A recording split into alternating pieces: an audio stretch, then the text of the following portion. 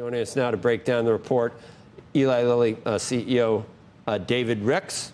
And we know how we've seen this movie before, I think, David. Things do get very excitable about great products. I think your stock's up 50%. It's almost got to $1 trillion, which would have been the first drug company, I think, ever to get there. So there's been great things happening.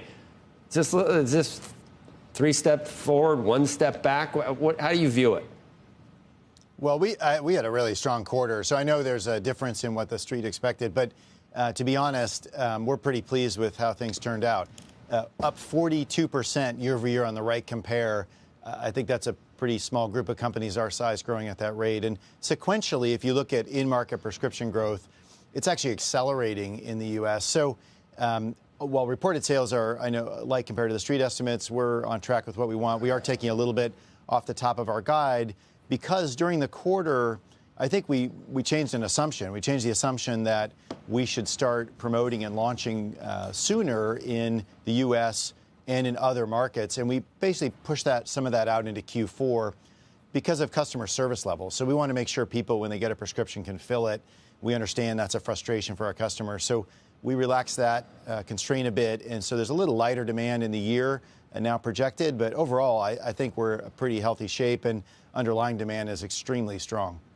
I'm trying to understand this. So you concede maybe demand is a little bit lighter, and then in terms of lowering, as you said, the street was expecting this, but the street was basing their expectations on your guidance, and your guidance on the top end for revenue did come down a little.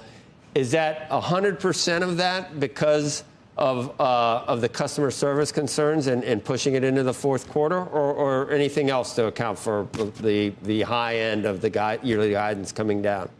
Yeah, it's really that. I mean, we moved out plans to advertise and promote Zepbound, which we're not really doing right now. We're just starting that now in Q4. So here in November, mid-November on, we'll begin that in the U.S.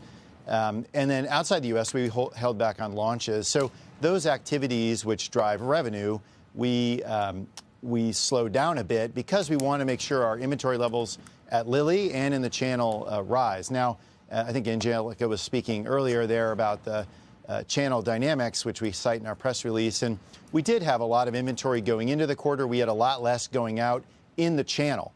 So I think this is not a function of supply, though. It's a function of these wholesalers and retailers having capacity and wanting to stock every dose, which they often don't. So, yeah, we're just balancing all these parts. And, there isn't excess supply, but we haven't been stimulating demand the way we had originally planned. So we're pausing that a bit. We did pause that, but we're restarting here. So, look, the growth story, though, is fantastic underlying this. And incretins, which are Zepbound and Mounjaro, are growing pretty dramatically.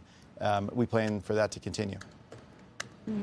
Yeah, Dave, it's nice to talk to you again. But it's interesting because last quarter you were saying that you really didn't even need to promote Zepbound. It was basically promoting itself because there was so much demand. And now it sounds like you're almost saying that you need to go out there and do more promotion. Is that right? Or you see demand softening at this point? No, I think if we had juiced promotion in the quarter, we might have risked on some dosage forms people having a bad experience, going to the pharmacy counter and not having it available, et cetera. Again, there's this supply chain is very tightly managed. We're still in the growth. We're investing heavily, as you know, in that. We're still in the growth phase of that, expanding capacity pretty dramatically. We're on track to hit our goal of at least 50% year-over-year growth in the second half of this year versus second half of last year. But when people go and they can't get their medicine, they're very frustrated. They tell us that. So, we didn't want to send more people to do that necessarily. That said, underlying sequential prescription growth is up 25% Q3 over Q2.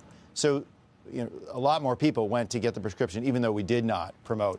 But we are going to start that because we do expect even greater expansion in our manufacturing capacity exiting the year and into next year. And how much of the supply situation has to do with the fact that you want to make sure that tirzepatide is available so that it's off the FDA's shortage list? Obviously, that's been a big issue with you and the compounders. So how much of that dynamic is at play here? I mean, it's a factor. Our key indicator, though, is fill rate at the pharmacy counter for consumers. So when that is slipping down, meaning people are unsuccessful in fulfilling a prescription the first time or the second time, that's when that's what we pay attention to. A byproduct of that is what the FDA decides to do. We don't really control that. We give them the relevant information, how much stock is at Lilly, which, as I said, we have available supply on all doses of Mounjaro and Zepbound, and they make a determination whether it's in shortage or not. We agree it's not in shortage because we have stock. The other issue, David, are these copycats. I know you're going after them, suing some of them, but is that like a whack-a-mole game to try and come up with the biggest copycat issues on this? What risks are there for consumers if they're going that route instead of going through a doctor?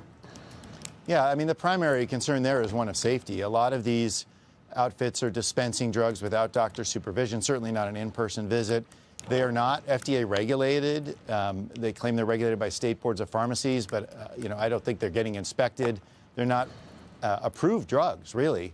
So we've created a world here where there are these knockoffs that people can access, and our point of view is that needs to get put back in the box. We have the FDA for a reason, which is we want to have consumers confident when they go to get a prescription that it's the dose and the medicine that they expect it to have, and it's safe and effective. None of these other guys can say that. How much of a frustration is that, and what do you think the government should be doing? Well, I think it's not really a business matter for us, as we just talked about. We're sort of selling what we make, and it's a tight supply chain for us. I just worry long term if we're sort of avoiding the real issue here, which is coverage of these medications on insurance. I think that's really what's happening is people want to buy a lower priced product, even though it's lower quality. It's not a real medicine. It's not an approved medicine. That's what compounding is. What we need to do is bring those people into the insured system. And, if we have other diseases like diabetes or hypertension, we expect our medicine to be covered by insurance. Why is this different? That needs to change. I think that's the primary thing I'm worried about.